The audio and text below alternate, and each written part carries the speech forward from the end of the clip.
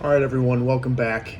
So, a little update on the YouTube channel. I think I'm going to have to start a new YouTube channel. It's very possible. I'm looking into different ways to navigate that situation. You know, I like to come up with a little pump up music, really gets me going, really gets the energy right in the air.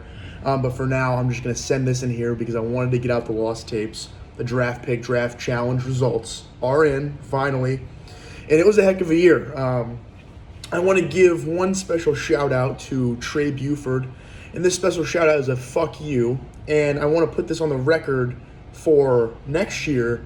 If you send me 13 individual pictures of your draft, I will not count any points for you. Trey, you got lucky this year. It didn't really help you. I guess you got a pretty good position, actually. But if you do that again next year, I will disqualify you from the competition.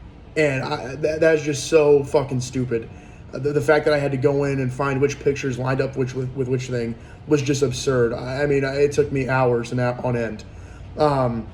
So let's go ahead and kick off. We're going to start from the bottom. Who came in dead last? You all guessed it, Aaron Elker, a.k.a. 9-inch, Big Baller Brand, in dead last of the Draft Pick Draft Challenge. Elker, this really came down to you picking all Big Ten teams in the Final Four. Not the best strategy as we saw the tournament play out. So that puts you in dead last.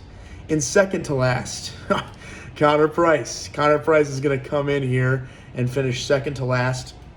So there is one tie. So Elker finished in 11th place. Connor finished in 10th for now until we figure out the tie. So that's how this is going to go. So that's why it's only at 11 and not 12. And then in 9th place, we've got Will Rouse coming in. No shocker here. Just he's come into the league and has set some of an insane precedent of just failure upon failure upon failure in literally every category. He also sent me like 4 brackets. I just picked the most recent one when we did it. But he sent me at least 4 different brackets. So I don't know what he was doing, but that he came in 9th place, third to last in this case. And then we've got 8th place, Chandler Stillings coming in at 8th. And don't worry about keeping track of where you are. We'll have this available for when we do the actual draft pick draft. If we do a banquet, if we're going to do it virtually, we'll see. But so Chandler is there in 8th place. In 7th place, McInnes made a very late surge. He made it because he picked the 2 national championship people to be in there. But the rest of his rounds were just horrendous. I mean, he posted horrendous scores. So that's kind of where he was at in that facet. And then we've got, coming up in 6th place, we've got Cam Frost. Cam Frost in 6th, right there middle of the pack. Not bad, Cam. All those people were very close to each other. And this is where it kind of starts to get spread out a little bit. 5th place, we've got Ryan Montgomery coming in 5th place. And a big position for Montgomery to be in 5th. He's going to get the pick of the litter as, he gets... Obviously, those first 4 are going to go off the board, but he won't be in that danger territory of the bad picks. And then we come in to 4th place. 4th place was Luciano Luke. Surprisingly, had a very good showing. I don't know. Again, this is a guy I think sent me 2 or 3 brackets. I don't know what it is with you guys in sending 4 different brackets. Next year, please just send one. Actually, I'm going to set that same thing as I did before. If you send me multiple brackets or you send me multiple pictures of your single bracket, I will disqualify you. It's insane that I had to just decipher which bracket was which, go off the most recent one. There's 14 different bracket changes. Just send me one fucking bracket. That was 4th place. And then our only tie this year, so this will be a tiebreaker, most likely dealing with alcohol. Could be drugs, could be alcohol, whichever one we decide on as a league. Trey Buford and Joe Hennessy tied for 3rd. So they will be duking it out. Like I said, if we do a banquet, we'll do the draft pick draft. We could honestly do, I was thinking about this today. We've started talking about the draft day. We could do the draft pick draft on Friday, but then we would have to do all the rounds of the actual draft on Saturday, which I think we could pull off. But we typically do like 3 or 4 rounds the first day for some reason, and then do it the second day, like we're in the NFL. So it's just something to think about. I'll probably put a poll in the GroupMe. We'll see. 2nd place is Ethan Moran. Ethan Moran, the defending champion, the 2-timer, is coming in here in 2nd place, and he's going to take one of those picks. And then you guys have noticed that only one name hasn't been mentioned. it's your commissioner.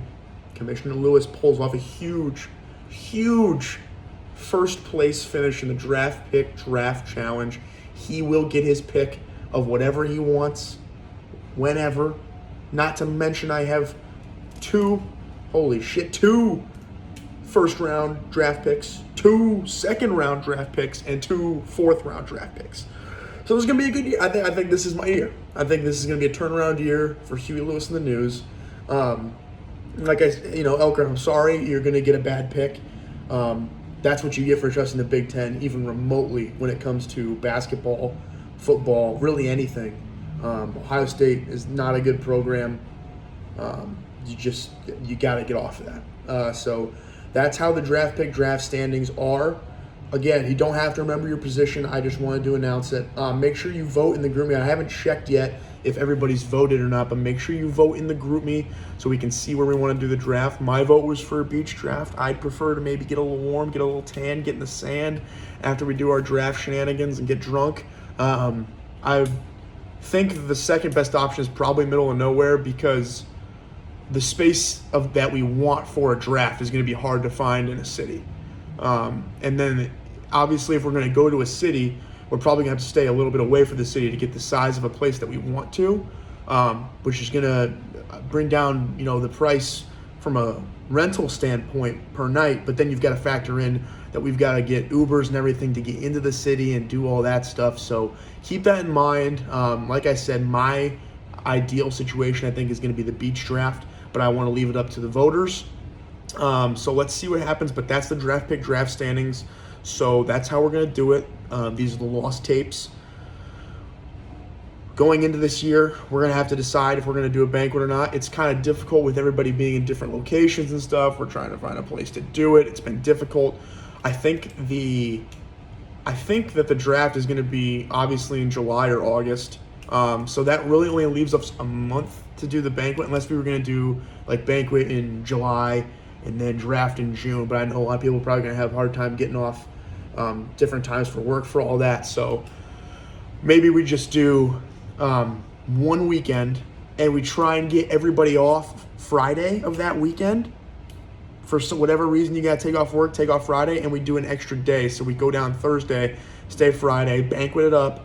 Get there Thursday. Thursday night will kind of be our banquet night into Friday. Friday night we do the draft pick draft. Saturday draft is kind of what I'm thinking if we're going to do that.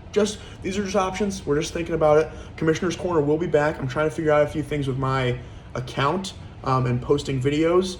So we'll see how that goes. I will keep you guys posted, but this has been the Draft Pick Draft Challenge. It is officially the 2021 season. The actual NFL draft's over, so we're heating up now. So once we start putting these things in, getting these plans going, keep in your mind when you have work and when you're going to need to take off dates. I want to get this scheduled hopefully by the end of this week, and start looking for a place so people can decide what weekend they need to schedule off work, if they work on weekends, or if they want to take an extra day, get there early Friday, or if we do the Thursday night thing.